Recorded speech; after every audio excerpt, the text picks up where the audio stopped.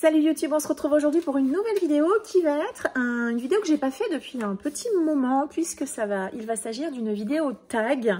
Tag que j'ai vu sur la chaîne d'Elodie, Elodie Lee, qui s'intitule tout simplement Tag mes goûts littéraires. Je l'ai trouvé plutôt sympa, il y a 10 questions qui, comme je l'aime dans les tags, permet de balayer pas mal de sujets et de thématiques différentes forcément autour de la lecture et de nos habitudes livresques. Ouais, je l'ai vu sur la chaîne d'Elodie et je l'ai trouvé vraiment sympa ce tag et je l'ai noté dans un coin. Et là, forcément, en juin, j'avais une dispo pour une vidéo autre que celle que je fais traditionnellement. Et je me suis rappelé de ce petit tag et ouais, et je me suis dit que j'allais le reprendre. Donc, je vous mettrai en barre d'informations la chaîne d'Elodie et la vidéo de son tag à elle. Alors, il me semble que ce n'est pas elle qui l'a créé, mais j'avoue que je ne sais pas quel est le créateur ou la créatrice de ce tag. Donc, si jamais vous le savez, n'hésitez pas également à le mettre en commentaire. Voilà. Donc, on va tourner autour de mes goûts littéraires. 10 questions. Le petit papier, c'est celui où j'ai noté les questions, parce que je ne me rappelle pas. Donc, voilà, j'ai noté les questions comme ça. C'est parti. Première question. Est-ce que tu es plutôt SFFF ou littérature générale? Si vous me suivez, je pense que vous allez connaître la réponse. Forcément, je suis bien davantage SFFF. Les stats que je réalise tous les ans le montrent, même si je reste une lectrice éclectique. Et j'apprécie bien évidemment de lire de la SFFF, mais j'aime aussi beaucoup aller lire du thriller, du roman policier. Le roman contemporain, c'est vrai que jusqu'à présent, c'est vraiment, je dirais, le parent pauvre de ma chaîne, puisque c'est vraiment celui que je lis le moins. Mais c'est une littérature que j'apprécie, même si, clairement, je vais pas être forcément grande amatrice entre guillemets, grande littérature très très classique, etc. J'allais dire la Blanche de Gallimard, par exemple, ou tous ces titres qui sortent à la rentrée littéraire, c'est pas trop mon délire. Moi, c'est vrai que je suis plutôt littérature de l'imaginaire, on est bien d'accord, policier thriller, et puis un petit peu de contemporain, même si ça reste à la marge, même si ça fait un petit moment déjà que j'ai envie d'aller relire, notamment des sagas familiales, des choses comme ça que je lisais il y a très très longtemps, quand j'étais un petit peu plus jeune. Mais sur ma chaîne, par contre, vous ne verrez très peu, vraiment très peu, si c'est pas jamais, vraiment de ce que j'appelle la Blanche de Gallimard, c'est-à-dire vraiment littérature qu'on peut qualifier un peu d'élitiste, ce genre de choses. Ça, c'est pas du tout mon délire, non, pas du tout. Vraiment, non, on est majoritairement sur de la SFFF, science-fiction, fantasy, fantastique, bien évidemment. Je pense que dans l'ordre, en premier, ça reste la fantasy, même si j'ai eu quelques déceptions là depuis quelques temps. Surtout avec le young adult ou la romantasy d'ailleurs. Fantasy. Ensuite, j'hésite parce que j'aime beaucoup le fantastique et beaucoup la SF aussi. Allez, on va dire science-fiction parce qu'entre les deux, c'est celui que je lis le plus. Et puis troisième, fantastique, même si le fantastique, j'en ai lu pas mal quand j'étais ado. Mais voilà, clairement SFFF. Deuxième question, une lecture ou plusieurs lectures à la fois? Et là, sans aucun doute, une seule lecture à la fois. Je ne suis pas... Alors déjà, je n'ai pas énormément de temps de lecture j'allais dire, sur les jours de la semaine. Je travaille, voilà, comme tout le monde. Hein, voilà, j'ai un mari, des enfants, tout ça. Donc, c'est vrai que la semaine, j'ai pas énormément de temps à consacrer à la lecture. Donc, je trouve que si en plus je m'éparpillais, ça serait une catastrophe. En plus, je suis pas non plus une grande fan de rester très longtemps sur un seul titre. J'aime bien quand même que les lectures alternent alors rapidement c'est un peu fort, mais en tout cas dans un rythme régulier. Généralement, j'aime bien faire un titre la semaine et un titre le week-end. C'est à peu près ce que j'aime faire. Comme ça me permet aussi de faire autre chose et voilà, et de lire quand même plutôt pas mal, je trouve. Et alors, vous vous rendez bien compte qu'avec le temps de lecture que j'ai, si je lisais plusieurs livres à la fois, mais ça serait l'horreur, quoi. Ça durerait pendant des jours, voire des semaines. Et au bout d'un moment, je me désintéresserais des titres, c'est absolument certain. Donc non, c'est une seule lecture. Il y a juste une exception à ça. Enfin, il y en a deux. Il y a les graphiques, puisque j'essaie de lire un graphique par semaine. Donc forcément, ça reste une lecture complémentaire que je lis parfois en alternance avec un roman. Et puis, depuis quelques temps, depuis les vacances scolaires de février, je crois, je fais quand même une lecture audio pendant les vacances scolaires, donc dans ma voiture. Donc voilà, quand je dis, voilà, ce sont les deux seules exceptions. Un roman papier, non, c'est un seul. Les graphiques, Ça peut arriver en complément ou en remplacement ou en intercalant, on va dire ça passe parce que les lectures graphiques, c'est pas très long. Et puis, il peut m'arriver d'avoir une lecture audio en cours, mais là, dans ces cas-là, c'est vrai que j'aime bien avoir deux genres différents. Un papier fantasy, par exemple, et un audio thriller, ou l'inverse d'ailleurs. Voilà, c'est les seules exceptions, mais sinon en papier, non. Une seule lecture à la fois, je suis pas capable, en tout cas pas calibrée pour. Et j'ai pas particulièrement envie non plus de lire plusieurs titres à la fois. Troisième catégorie, young adulte ou adulte. Alors, au début, quand j'ai vu les questions, dans ma tête, je me suis dit les deux. Les deux parce que je lis du young adulte ou de l'adulte, je lis les deux. Et puis, en y réfléchissant, je pense que malgré tout, même si j'aime lire du young adulte, j'ai eu des jolies surprises, j'ai aussi eu pas mal de déceptions. Donc, j'aurais peut-être maintenant tendance à répondre adulte. Bien que je ne m'interdise jamais de lire de young adulte ou même de la jeunesse d'ailleurs. Hein. Alors, jeunesse, ça c'est clair que c'est pas pour moi. Il y a vraiment quelques rares exceptions, par exemple Sauveur et Fils que j'adore, et Mémoire de la forêt que j'ai adoré, L'Épouvanteur aussi, qu'on peut qualifier jeunesse, young adulte, ça dépend des tomes, et puis voilà. Voilà, ça reste, il y a quelques exceptions pour la jeunesse, mais c'est vraiment à la marge. Le young adulte, voilà, comme je disais, alors déjà, le young adulte contemporain, c'est jamais. Parce que je ne suis pas la cible et que les thématiques évoquées, bah, je les ai réglées, entre guillemets, il y a très très longtemps. L'entrée dans la vie adulte, les soucis qu'on peut avoir à l'adolescence, les liens avec sa famille, ses parents, ses amis, comment on se projette dans l'avenir, etc. Tout ça, c'est des sujets qui ne me touchent pas, qui ne me touchent plus en tout cas, puisque simplement... Bah voilà, c'est un peu triste à dire, mais j'ai passé l'âge, donc c'est vrai que le young adulte contemporain, je n'y vais pas. Le young adulte policier thriller, je n'y vais pas non plus du tout parce que je n'y trouve pas mon compte. Et que quand je vois, j'en ai lu qu'un seul, je crois, une trilogie il y a quelques temps, de Hervé Gagnon. C'était Ne t'arrête pas, un truc comme ça. Bon, c'était sympathique, mais voilà, ça m'a pas plu et ça m'a pas du tout donné envie d'aller lire du thriller young adulte. Et je pense à nouveau que je ne suis pas la cible et que moi, lisant du thriller ou du policier adulte, je pense que, voilà, j'y trouverai pas forcément mon compte. Il reste en gros, voilà, la SFFF young adulte. Et là, ça dépend vraiment du résumé. Mais c'est vrai que j'ai tendance à être souvent déçue. Malheureusement, en young adulte, je trouve que souvent, ça manque de profondeur. En tout cas, ça manque de ce que moi, j'aime en imaginaire. Donc, alors, c'est pas toujours le cas. Il y a des titres que j'adore, qui sont du young adulte. Voilà, j'aime beaucoup The Mortal Instruments, alors que je n'aime pas trop les personnages, mais j'aime beaucoup l'univers créé par l'autrice, etc. Donc, en young adulte, il y a des exceptions. Et j'ai eu des bonnes surprises en young adulte. Là, on voit... Four Dead Queens qui est là, que j'avais aussi beaucoup aimé, c'est du young adulte. Girl, Serpent and Thorn, c'est du young adulte. Donc, il y a des titres young adulte qui me plaisent et qui m'ont surprise, qui parfois sont dans des codes un petit peu différents de ce qu'on connaît ou de ce qu'on voit le plus. Par contre, c'est vrai que j'ai eu des grosses déceptions, notamment chez De Saxus, forcément. Donc, ça m'a un peu refroidi aussi sur le young adulte. Et notamment, fort de ça, j'ai plutôt tendance à me tourner vers l'adulte. Comme je disais, en policier thriller, je lis que de l'adulte. Si je vais prendre du contemporain, je vais aller, ou de l'historique, je vais aller sur des titres adultes et pas sur des titres young adultes. Il n'y a vraiment qu'en imaginaire où vraiment on va rester, je peux me tourner vers du young adulte, mais voilà, j'ai tendance quand même à préférer l'adulte. Voilà, j'espère que j'ai été assez claire sur cette réponse. Quatrième question, graphique ou roman? Eh bien, les deux, mon colonel. Là, pour le coup, si vous me suivez aussi, il y a zéro doute, je lis des romans, je lis des graphiques, même si majoritairement je lis des romans. J'aime la lecture de bandes dessinées, de comics et de mangas. Je trouve que c'est une littérature ou un mode d'expression qu'on voit peu sur les réseaux, sur lequel les gens ont parfois des avis négatifs et ils pensent parfois qu'on ne peut pas ressentir autant d'émotions qu'en lisant des romans, ce en quoi je ne suis pas forcément d'accord. Il y a des titres graphiques que j'adore, qui font partie de mes œuvres préférées, vraiment.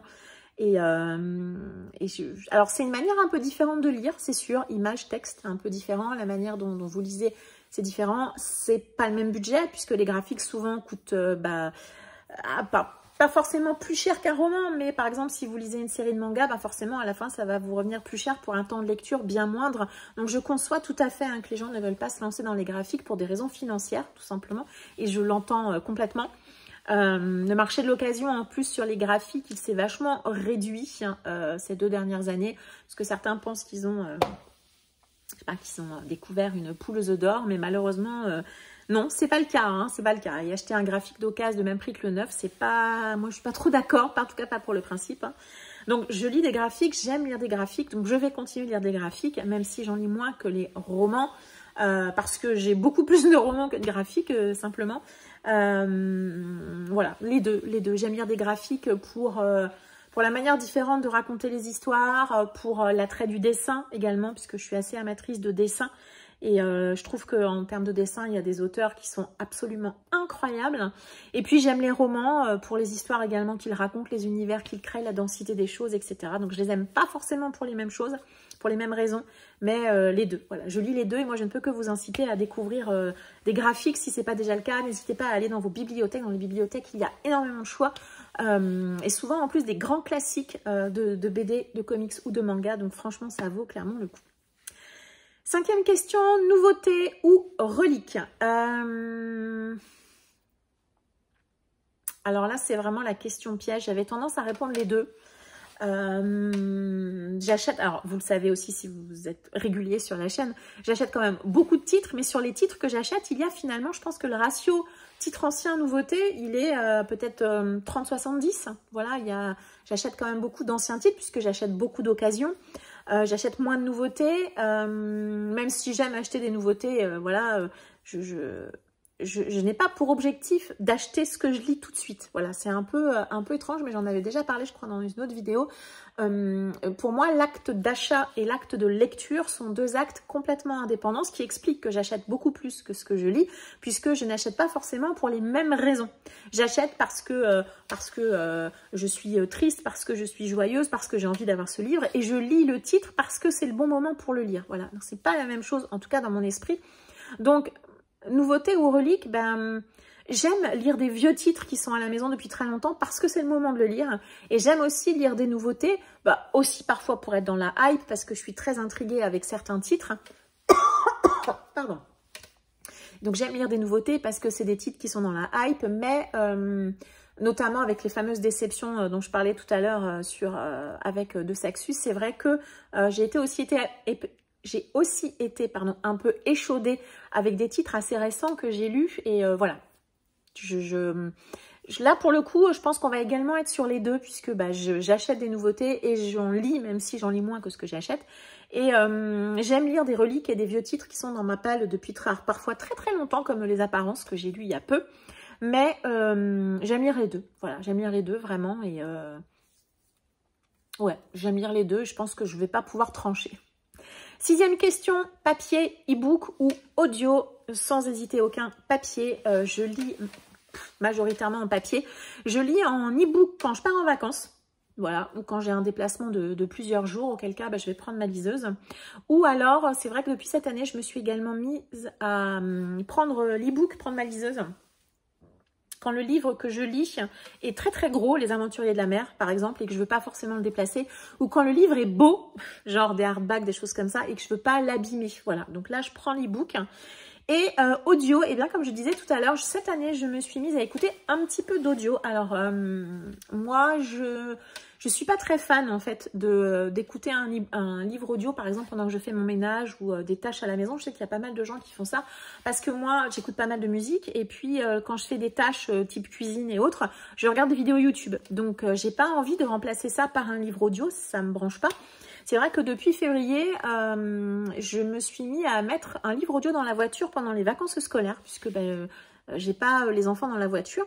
Donc j'ai du temps et je mets à peu près maximum une demi-heure, on va dire, pour aller sur mon lieu de travail. Donc ça fait quand même pas mal de temps de lecture ou d'écoute plutôt sur une semaine. Donc c'est vrai que depuis février, je me suis mise à faire ça, donc notamment avec les Franck Tillier, j'ai aussi écouté Autre Monde.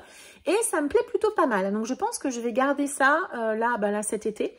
Au moment où je tourne cette vidéo, les enfants ne sont pas encore en vacances. En tout cas, j'en ai un en vacances et une qui va encore à l'école. Et dès qu'elle restera à la maison, dès qu'elle sera en vacances, je basculerai en écoute audio d'un roman dans ma voiture. Et puis on verra si j'ai le temps d'en écouter 1, 2, 3 ou 4 ou un seul. Voilà. D'ici à ce que moi-même je sois en vacances. Mais voilà, donc voilà. j'ai découvert le plaisir d'écouter des livres audio dans ma voiture. Et pour moi, c'est le meilleur endroit puisque c'est là où je suis finalement le plus focus, que je ne suis pas interrompue par personne pour quoi que ce soit. Et c'est voilà, c'est le meilleur endroit pour moi et ça me convient plutôt pas mal de faire ça. Donc voilà, vraiment que le papier. En tout cas, mon choix premier restera le papier. 7e question, saga ou one-shot? Ben voilà une bonne question. J'aime bien des sagas. Vous savez qu'un de mes objectifs cette année et l'année dernière, je crois que c'était déjà ça, mais c'est vrai que cette année, l'année dernière j'avais bien réussi à m'y tenir et cette année aussi, en tout cas pour le moment, c'est d'enchaîner les sagas ou en tout cas de les lire dans un délai extrêmement raisonnable. J'ai fait 2 fois cette année une saga sur 1 mois, alors même si c'était des titres vraiment courts, mais je l'ai fait 2 fois. Et puis j'ai fait en lecture commune des sagas où on fait un titre par mois, donc ça permet vraiment en tout cas, moi, je trouve, et pour moi, de rester dans l'ambiance générale de la série, de ne pas perdre l'attachement au personnage, de garder en souvenir tous les éléments, puisque je suis une petite tête, et qu'il fut une époque où moi, les sagas, je les enchaînais, en fait. J'enchaînais les tomes, j'ai lu les 5 tomes de Twilight d'affilée, j'ai lu les 7 tomes d'Harry Potter d'affilée, j'ai lu The Hunger Games d'affilée, enfin voilà, vous avez compris l'idée. À une époque je faisais ça, j'enchaînais les Tolkien saga et j'enchaînais les tomes. Là maintenant je le fais plus parce que j'aime bien quand même alterner les lectures, mais je veux quand même à chaque fois garder un objectif de lire les tomes de saga parce que j'ai parfois trop attendu sur certaines séries et sur des tomes que j'avais bien aimés. Malheureusement, quand j'ai lu la suite, je me suis désintéressée complètement. Et je trouve, en tout cas pour moi, espacer trop les lectures, je perds tout intérêt en fait. Et ça n'a aucun, franchement, ça n'a aucun intérêt, ça ne sert plus à rien. Et j'aime aussi les one-shots, bah voilà, comme son nom l'indique, parce qu'on ne se lance pas dans une série à rallonge, parce qu'on a un début, un milieu et une fin, parce que parfois, on n'a pas les longueurs qu'on peut parfois dans les sagas, enfin voilà. Donc là, à nouveau, un peu comme dans Nouveautés au relique, je vais répondre les deux. J'aime les deux pour des raisons différentes, aussi parce que quand vous lisez des one-shots, vous pouvez faire des petits titres, des gros titres.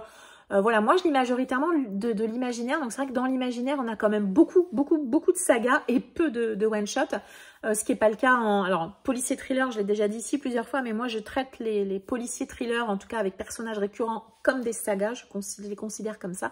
Je sais que certains les considèrent comme des one-shots, voilà, chacun fait comme il le sent d'ailleurs.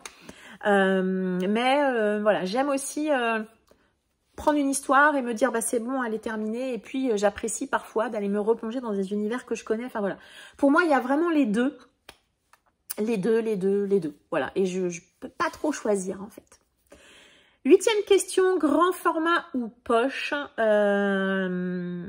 Alors, ma réponse va peut-être vous étonner, je ne sais pas, ça dépend du genre. Par exemple... pour l'imaginaire, je ne vais pas forcément hésiter à prendre un grand format. Surtout si l'objet livre est beau.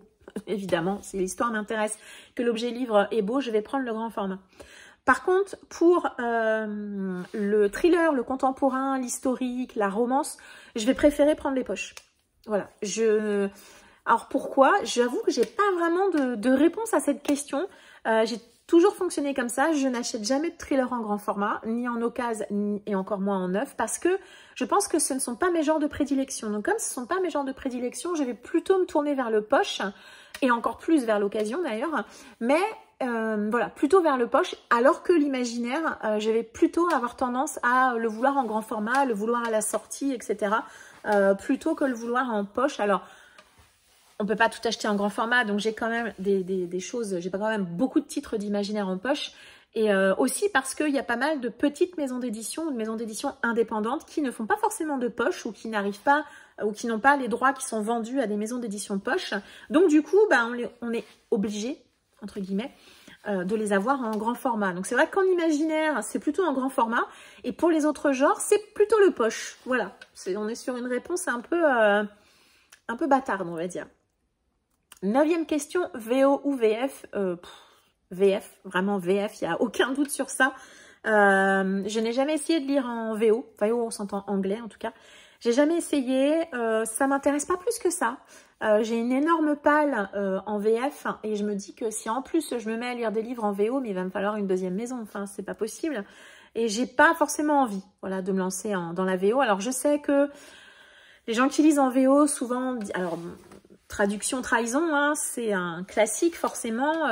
Je me doute bien que En VF, peut-être qu'il y a des choses qu'on perd, peut-être que les traductions ne sont pas toujours réussies, peut-être qu'on pourrait faire mieux, c'est possible, mais je n'ai pas la foi de me lancer dans de la lecture en VO. J'ai déjà tellement de livres à lire en VF que je me dis, bah, je le verrai à ma retraite. Hein. Voilà, et puis ouais, ça m'intéresse pas plus que ça. J'avoue que peut-être un côté un peu feignant, puisque forcément, quand on lit en VO, ça nécessite un effort complémentaire, et également un peu plus de temps que je n'ai pas forcément, puisque comme je disais tout à l'heure, j'ai pas forcément envie de me lancer et de garder un titre en VO pendant 15 jours, 3 semaines, 1 mois, ça me déprimerait, je pense. Donc non, VF, et je pense que ça ne changera pas. 10e et dernière question, pavé ou roman court? Bah, j'aurais tendance à dire... Alors après, roman court, ça veut dire quoi, roman court? Je crois que dans la question, c'était pas précisé si c'est genre moins de 300 pages ou... Là, à nouveau, un peu comme grand format ou poche ou les autres questions où il y avait un truc à choisir. Vous avez vu que j'ai un petit peu de mal à choisir jusqu'à présent. Pavé ou roman court, eh ben, je sais pas. J'ai tendance à dire que ça dépend des périodes. Ça dépend des périodes. Il y a des mois où je sais que je vais avoir peu de temps de lecture et que bah, je vais préférer lire des romans courts. Alors, roman court, on est entre 300 et 400 pages maximum. Autour de 300 pages, on va dire. Et puis, il y a des périodes de l'année, notamment quand je suis en vacances, où j'ai plus de temps. Donc, forcément, lire et sortir des pavés, ça ne me pose pas de problème. J'ai plus de temps à consacrer à la lecture. Donc, je vais peut-être plutôt aller me tourner vers des pavés. Donc, pavés 600 et 700 pages et plus. Hein, plutôt que des romans courts. Voilà. Je pense que c'est plutôt, on est plutôt sur à quelle période de l'année on est. Vous voyez, si je suis en vacances, si je ne suis pas en vacances. C'est vrai que quand je prévois mes lectures, je me dis... Alors au début, quand je fais mes pages, je ne regarde pas le nombre de pages. Je mets vraiment en fonction de ce que j'ai envie ou des items de challenge ou des choses comme ça. Et puis après, quand il faut que je me dise, bon alors là je vais lire ça, là je vais lire ça, et ben ça va vraiment dépendre du temps que j'ai à consacrer à la lecture. Et puis voilà, si je suis en vacances ou pas, si les enfants sont en vacances, si j'ai des rendez-vous, voilà. Donc ça va plutôt être en fonction des périodes, je pense, parce que moi, je ne suis pas rédhibitoire au pavé, loin de là. Je sais qu'il y a des lecteurs qui ne sont pas très fans des romans courts. Ce n'est pas mon cas non plus. J'aime bien de temps en temps aller sur un titre comme ça, très rapide. Voilà, ça va vraiment dépendre de la période et puis du temps voilà, que j'ai à consacrer à la lecture. Voilà, on est sur une vidéo assez courte, c'est plutôt pas mal. Je vous mettrai en barre d'informations, donc en complément de la chaîne et de la vidéo d'Elodie, les questions. Si vous avez envie de reprendre le tag, eh bien n'hésitez pas. Si vous voulez y répondre également aux questions dans les commentaires, n'hésitez pas non plus, parce que je trouve ça super intéressant. Vous avez vu que de mon côté, il y a quand même des items où je n'ai pas trop réussi à trancher. Il y en a certains où c'est assez évident et d'autres où c'est un petit peu plus aléatoire. Bref, j'ai pris beaucoup de plaisir à faire ce tag, j'ai trouvé très sympa. Donc voilà, n'hésitez pas à le reprendre. Et surtout, voilà, si vous connaissez la personne qui l'a créé, n'hésitez pas non plus à le mettre en commentaire. Je me ferai un plaisir de la citer dans la barre d'informations. Voilà, je vous remercie de m'avoir suivi jusqu'ici. Je vous souhaite une très agréable journée et je vous dis à très bientôt. Ciao!